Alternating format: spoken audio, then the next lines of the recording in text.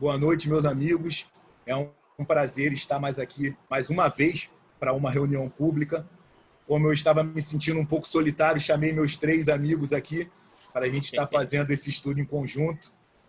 Nós estamos lá na introdução com o tema alma, princípio vital e fluido vital. Então, agora, para a gente começar, nós vamos fazer uma prece cantada, né? Vamos cantar Grata Vida. Com vocês, Alexandre Conrado. Boa noite, Alexandre. Boa noite, Leandro, Pablo, PH. Boa noite a todos. Boa noite.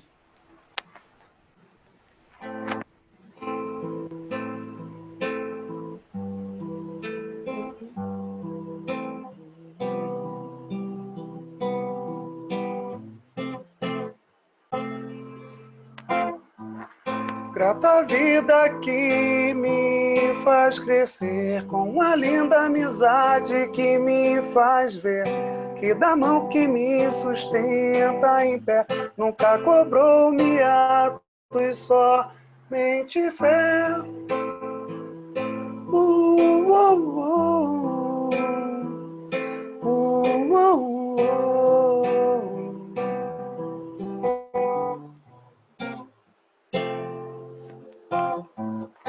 Quando você se afasta de mim, é sempre escura ilusão de pensar no fim. Mas você vem com o seu coração e me mostra que a vida é doação, é doação, é doação.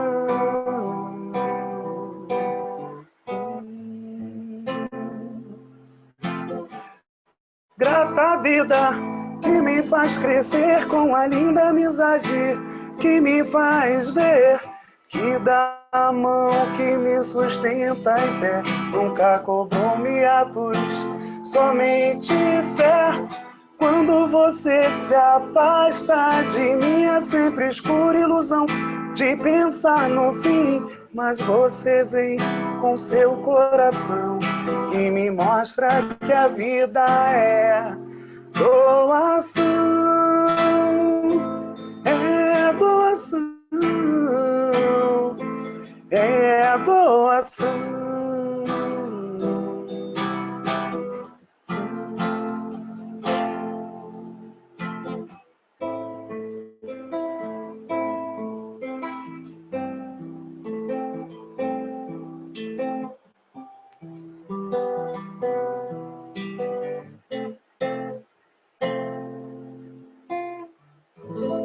Que assim seja.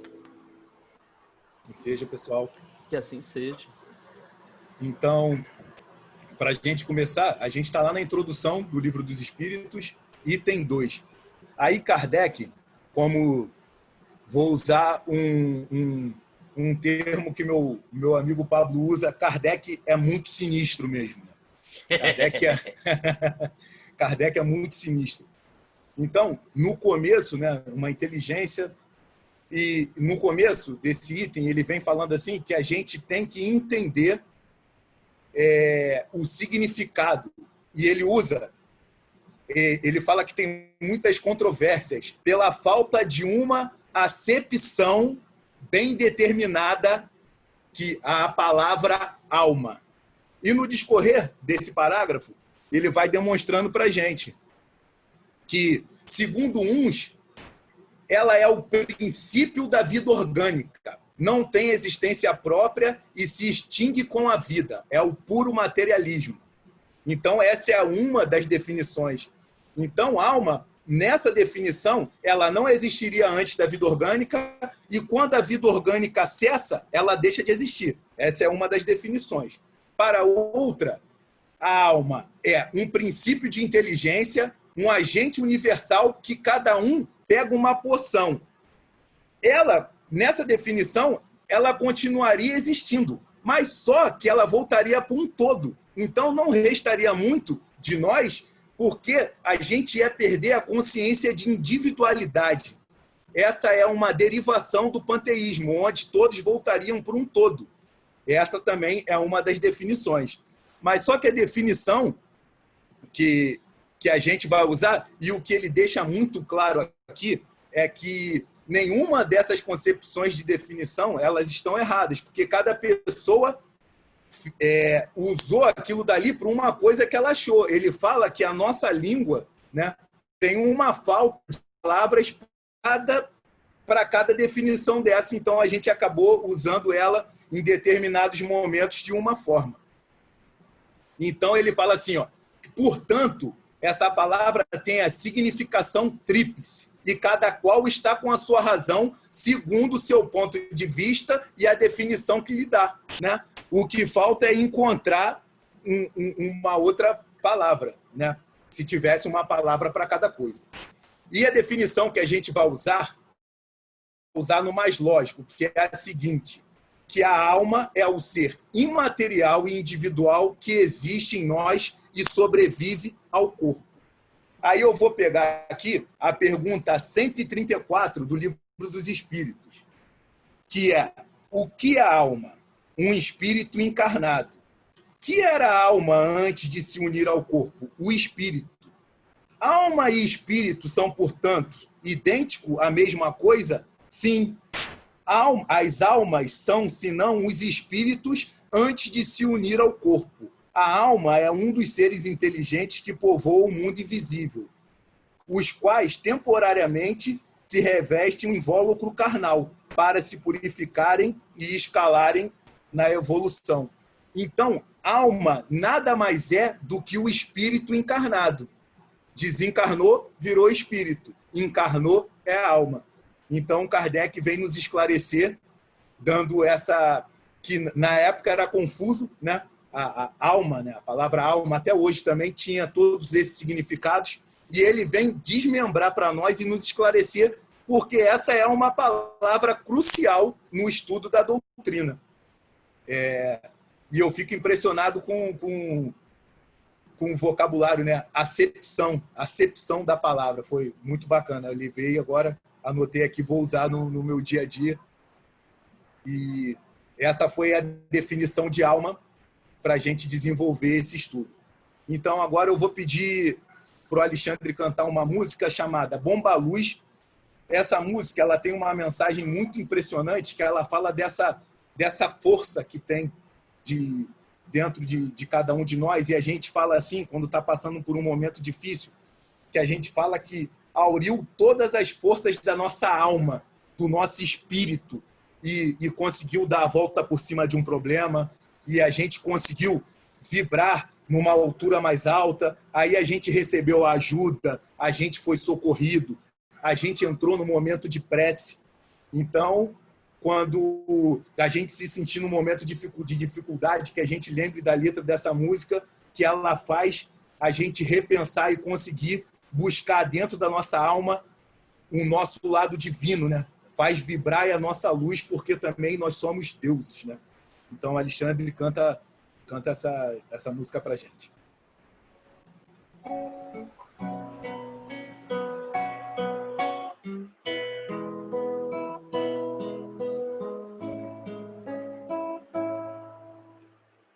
Há em mim, em você, um universo infinito pra viver. Um gigante esquecido, adormecido, querendo despertar. Força que vem de dentro de ti, força que vem de dentro de nós, uma bomba luz nuclear capaz. Força que vem de dentro de ti, força que vem de dentro de nós, uma bomba luz nuclear capaz de detonar. Oh, oh, oh, oh, oh, oh. Há em você o universo infinito pra viver. Um gigante esquecido, adormecido, querendo despertar. Força que vem de dentro de ti, força que vem de dentro de nós, uma bomba luz nuclear capaz. Força que vem de dentro de ti, força que vem de dentro de nós, uma bomba luz nuclear capaz de detonar, de superar medo e a culpa, todo abismo da ilusão. Por essência criadora, libertadora, que dá força ao meu querer. Força que vem de dentro de ti, força que vem de dentro de nós, uma bomba luz nuclear capaz. Força que vem de dentro de ti, força que vem de dentro de nós, uma bomba luz nuclear capaz de detonar. Oh, oh, oh, oh,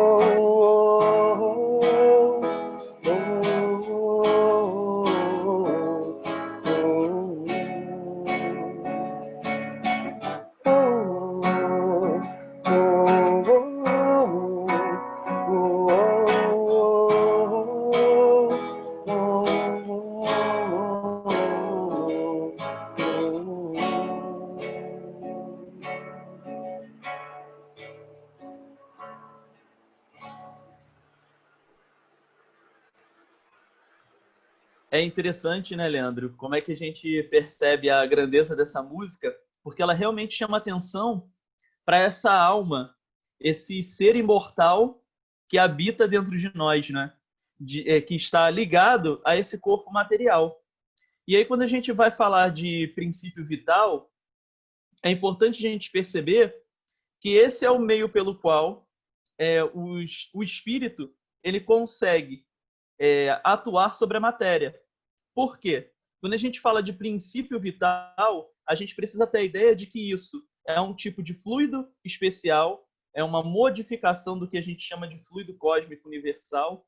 O Pablo vai falar um pouquinho sobre isso, mas é uma modificação que faz com que o nosso corpo físico, os nossos órgãos, tenham a energia necessária para a vida, para a existência. Sem esse fluido, sem esse princípio vital, nós não conseguiríamos agir, nós não conseguiríamos viver essa vida material, porque nós temos esse duplo lado, né? O lado espiritual da vida e o lado material. Como você disse, a alma, quando ela está encarnada, né? O espírito, quando ele está encarnado, a gente chama de alma, e ela só vai conseguir ser chamada de alma se ela puder modificar, se ela puder manipular a matéria, que é esse corpinho físico aqui, lindo que a gente tem, que Deus deu para nós. E aí a gente faz uma comparação muito simples para que a gente consiga entender isso. Se a gente parar para pensar no computador, a gente consegue perceber que o computador faz coisas extraordinárias, coisas incríveis. Tanto é que nós estamos utilizando o computador nesse momento para que a gente possa se comunicar. Só que o computador ele não consegue fazer nada sozinho. Alguém precisa programar esse computador, alguém precisa mexer nele, tecnicamente falando, para que ele consiga fazer as suas funções. Esse que faz com que o computador funcione, que é o ser pensante, que é a consciência, é o usuário. Ou seja, é o espírito, é a alma. que atua sobre o computador, que seria o corpo físico, para que ele consiga realizar as suas funções e suas tarefas. A questão é a seguinte: o computador ele não consegue funcionar se ele não estiver ligado na tomada, se não estiver energizado, se através das suas peças não houver eletricidade. Então vamos imaginar que a eletricidade é esse princípio vital, é esse fluido vital que faz com que o computador funcione. O nosso corpo físico, ele é uma máquina. Na verdade, ele é uma super máquina. Deus é tão grandioso, né, e tão bondoso com a gente que ele faz essa máquina perfeita para que a gente consiga, na nossa encarnação, atingir mais uma etapa da nossa evolução. Então, esse corpinho aqui, ele é perfeito para que a gente consiga se desenvolver. Mas ele precisa estar energizado. Ele precisa de um fluido que atue sobre ele para que haja uma relação entre o espírito e esse corpo. E a gente chama essa energia, né, essa força, de princípio vital. E o mais importante é a gente perceber que em cada encarnação nós recebemos uma quantidade de energia. Então é como se o computador tivesse sido programado para ele desligar em algum momento. É isso que vai acontecer com o nosso corpo físico. Quando chega o momento certo, se a gente seguiu a nossa programação, né, exatamente direitinho, vai chegar um momento em que nós vamos desencarnar. Nós vamos morrer. O nosso corpo físico vai ser, vamos dizer assim, separado do espírito. Vai haver esse desenlace. E o mesmo acontece com o princípio vital. Ele vai se extinguir, vamos dizer assim, né? E o restante que ainda tiver vai voltar para o todo, né? Porque ele é um tipo de fluido que vai poder ser utilizado. Assim como o nosso corpo físico. Ele vai se deteriorando, né? No momento do desencarne, em que o corpo físico, que é a máquina, já não funciona mais, então ela vai ali se deteriorando e vai se transformando em outros tipos de elementos que vão ser utilizados pela natureza. Assim acontece com o princípio vital. Então, olha só, a nossa encarnação, a nossa vida, ela é magnífica e ela acontece de acordo com as leis da natureza e nos beneficiando para que a gente consiga progredir. O Rafael, e quando acontece esses desenlaces, a gente pode fazer uma analogia com a história do homem na caverna, né? Que quando a gente passa, né? A gente termina essa passagem aqui nessa encarnação e a gente vai para o lado espiritual, a gente vê a verdadeira realidade, a gente vê as conquistas que a gente conseguiu galgar nessa encarnação, né? A encarnação, qual era o objetivo da nossa encarnação? Nos melhorarmos, alcançarmos um passo a mais no degrau de evolução. E falando de enxergar fora da caverna, tem uma música que o Alexandre vai cantar para a gente agora, que ela se chama Fenecer, que ela também faz uma analogia muito grande a essa história do homem na caverna, descobrindo qual é a verdadeira realidade.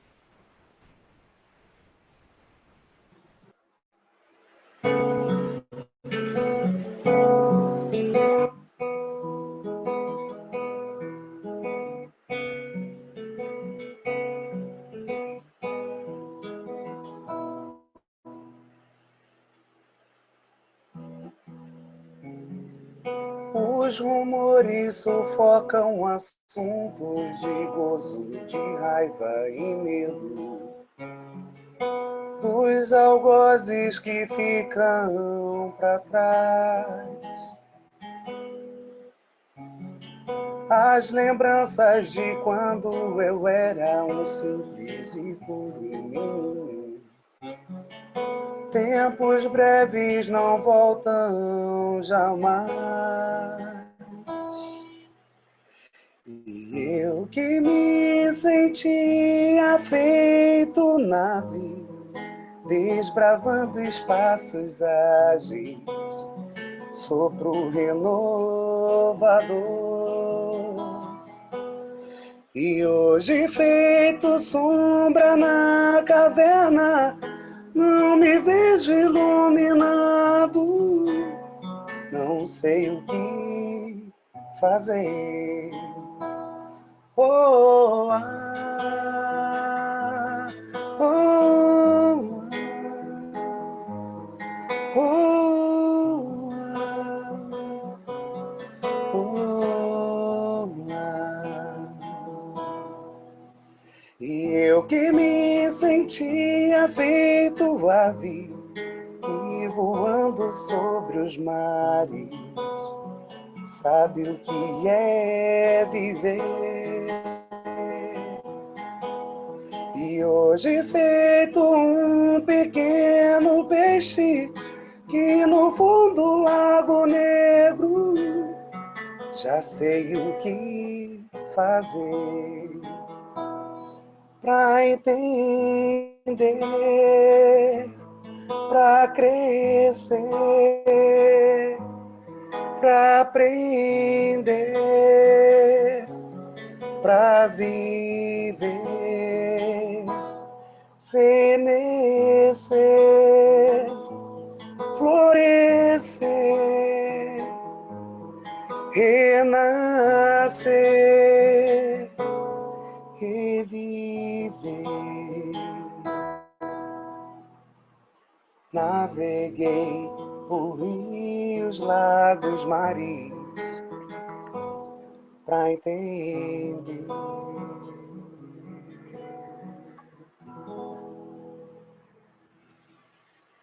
Cara, gosto muito dessa música. O que a gente vai falar não fica muito distante do que o PH estava falando, né? Porque na verdade, o fluido vital, ele já é uma modificação do fluido universal. E eu achei interessante que eu estava pesquisando aqui nas obras básicas. Kardec começa a falar sobre fluido universal quando ele chega na questão 27. Então é logo no iniciozinho do Livro dos Espíritos, quando ele quer saber sobre os elementos gerais do universo, né?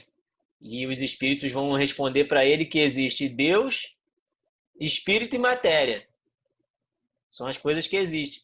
Só que para o espírito interagir com a matéria, precisa ter aquela cola, né? Aquela coisa que vai colar ali, que vai ser justamente o fluido universal. E é o fluido universal que desempenhando esse papel, que ele vai permitir que a gente consiga agir.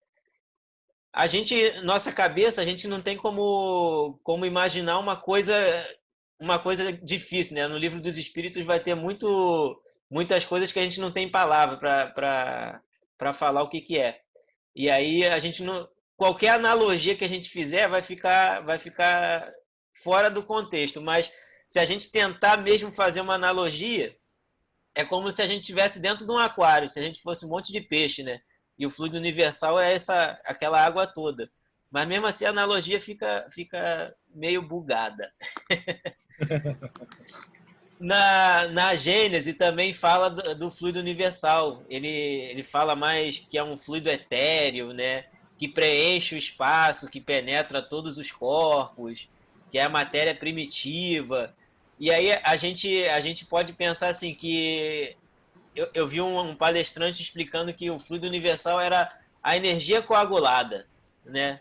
Foi a única visão que eu consegui ter mais ou menos do que era. E no Livro dos Espíritos ele continua dizendo que o fluido universal ele é ou fluido primitivo, né? Ele é elementar. Ele é o agente que o espírito vai utilizar e interessante que é ele, se não tivesse ele vai falar nessa questão 27 mesmo, que se não tivesse o fluido universal, a matéria nunca ia ter as propriedades dela. Ele que dá as propriedades da matéria. É interessante, né?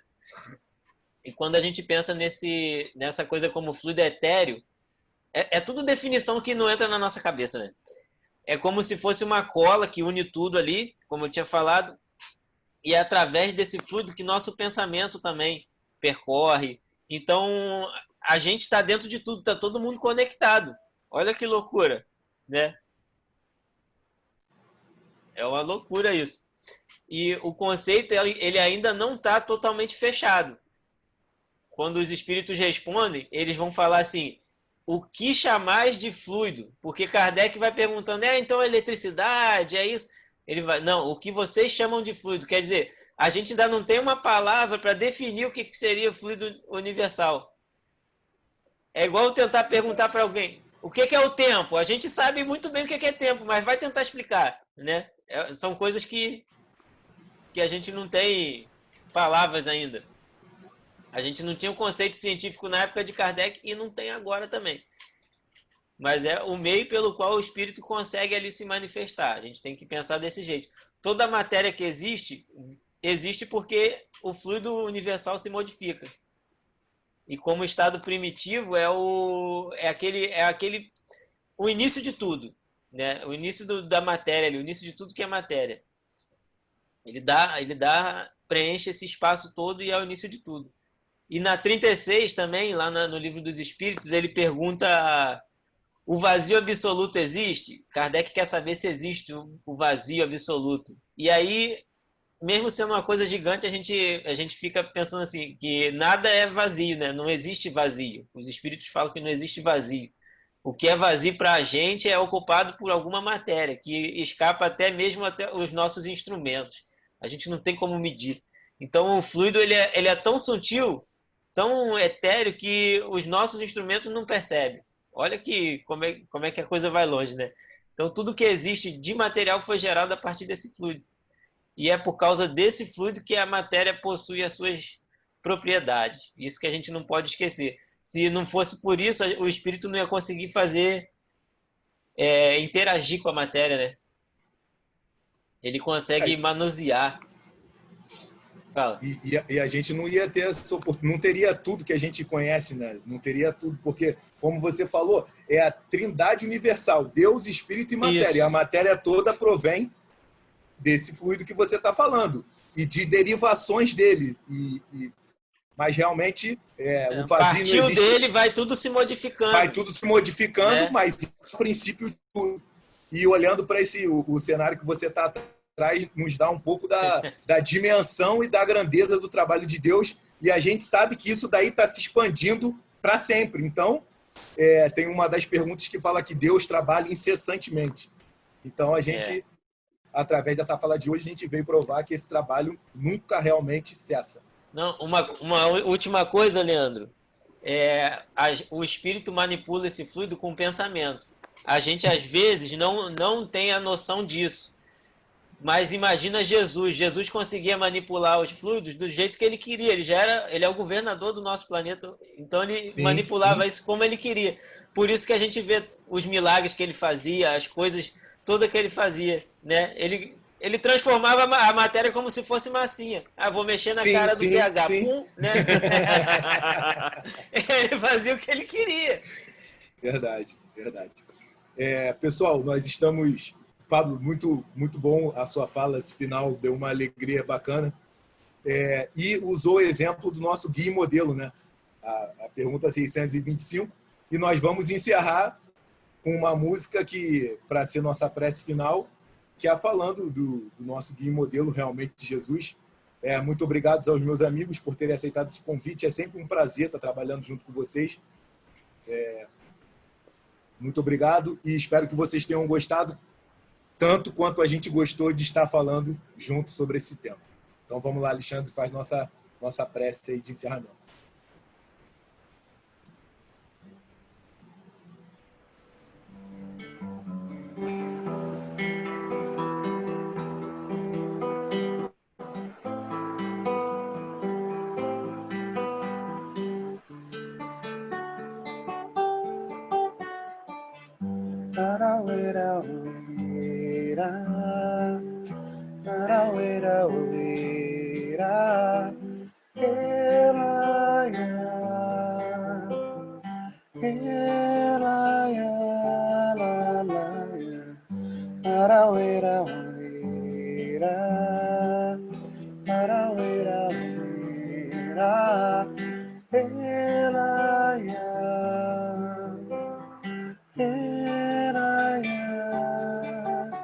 No teu olhar eu pude ver o mar azul.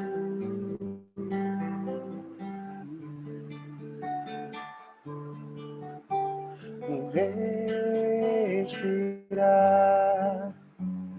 na imensidão eu eu pude ver teu coração, sentimento, um exemplo a seguir, esperança te encontrar aqui. Tua verdade, eu preciso ser feliz, basta querer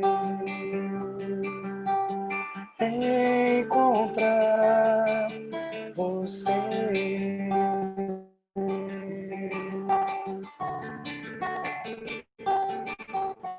E ver em mim as tuas mãos, alimentar o meu irmão com tua fé, com tua luz. Quero viver realmente, Jesus. Sentimento, um exemplo a seguir, Jesus. Esperança te encontrar aqui, Jesus. Da verdade, eu preciso ser feliz, basta querer encontrar Jesus. Sentimento, um exemplo a seguir, Jesus. Esperança te encontrar aqui. Na verdade, eu preciso ser feliz, basta querer encontrar Jesus.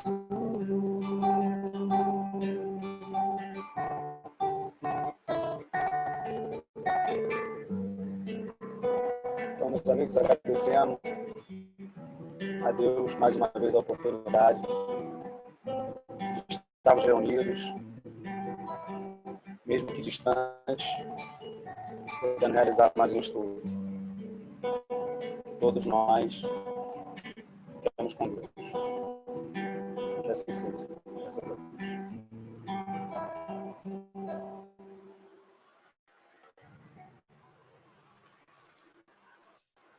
Abraço, galera.